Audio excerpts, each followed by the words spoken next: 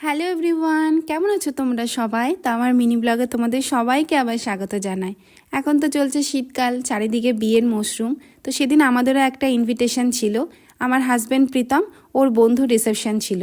যেহেতু দিনটা ছিল সানডে, ওর ছুটি ছিল অফিস, তো আমাকেও আগেই বলে রেখেছিল যে যেতে হবে। তাই সেদিন সন্ধ্যাবেলা দুজনে রেডি হয়ে বেরিয়ে পড়লাম।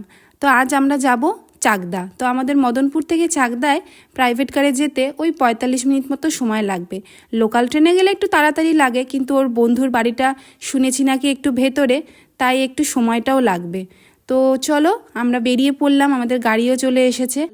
গাড়িতে উঠে পড়লাম, গাড়ি আমাদের ছেড়ে দিল।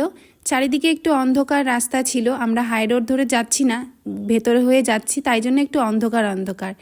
বাইরে কিন্তু বেশ ঠান্ডা। আমি গাড়িতে একটা চাদর রেখেছি, জানি ফেরার সময় অনেক রাত হবে, খুব ঠান্ডা লাগবে। আসলে কি বলতো, বিয়ে বাড়িতে যখন যাব তখন এই সোয়েটার চাদর পরতে ভালো লাগে না। যতই ভেতরে ঠান্ডা ঠান্ডা লাগুক তবুও সহ্য করে যায়। আমরা কিন্তু মেয়েরা অবশ্যই পারি। কি তোমরাও পারো তো? কমেন্টে জানিও কিন্তু। চলো, গল্প করতে করতে আমরা পৌঁছেও গেছি প্রীতমের বন্ধুর বাড়িতে। তো ওর বন্ধুর রিসেপশনটা বাড়িতেই হচ্ছে, তাই প্রথমে ওর বন্ধু আমাদেরকে একটু বাড়িতেই ডেকে নিল। বাড়িটা নতুন করেছে সেটাও দেখালো, খুব সুন্দর হয়েছে। ও তোমাদেরকে তো বলাই হয়নি, আজ যে আমি শাড়িটা পরেছি এটা আমি গুলমোহরের দিদির কাছ থেকে নিয়েছি। তোমরা চাইলে ওর পেজটা ফলো করতে পারো, দারুণ দারুণ শাড়ি ও দেখায়। আমি ওর কাছ থেকে অনেক শাড়ি নিয়েছি।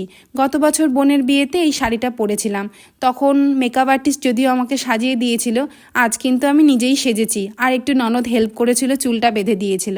তারপর নিচে চলে এলাম মেয়েদের ক্রাশ ফুচকাকে খোঁজার জন্য। পেয়ে গেলাম ফুচকা, আমি খেয়ে নিয়েছিলাম। তারপর কনের যেহেতু রেডি হয়নি, তাই ভাবলাম আর কি খাওয়া যায়, তো একটু চিকেন পকোড়া খেয়েছিলাম। ব্যাস, তারপর কনে চলে এলো। এখানে সবাই ওকে গিফট দিচ্ছিল। দেখো কি মিষ্টি লাগছে না পার্পেল কালারের শাড়িটা পরে।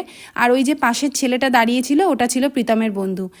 আমি একটু ওদেরকে স্পেস দিয়েছিলাম যে ওরা সবাই মিলে আগে প্রথমে ছবি তুলে নিক, কারণ বন্ধুদের তো অনেক দিন পর আবার একসাথে দেখা, যা হয় আর কি। তারপর আমি কনের সাথে গিয়ে একটা ছবি তুলেছিলাম। তারপর অনেক রাত হয়ে যাচ্ছিল বলে আমরা খেতে বসে পড়েছিলাম।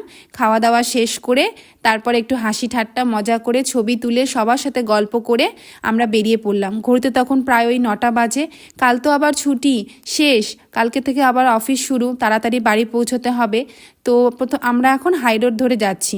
বেশ ঠান্ডা লাগছিল, ফটাফট ব্যাগ থেকে চাদরটা বের করে আমি গায়ে দিয়ে নিয়েছিলাম। আমি তো গাড়িতে একটু ঘুমিয়েও গেছিলাম। তারপর কি বাড়িতে পৌঁছে গেলাম। তো চলো ভিডিওটা এখানেই শেষ করছি। ভালো লাগলে একটা লাইক করো, কমেন্ট করে জানিও। তো সবাই ভালো থেকো, সুস্থ থেকো, দেখা হবে পরের ব্লগে। টাটা।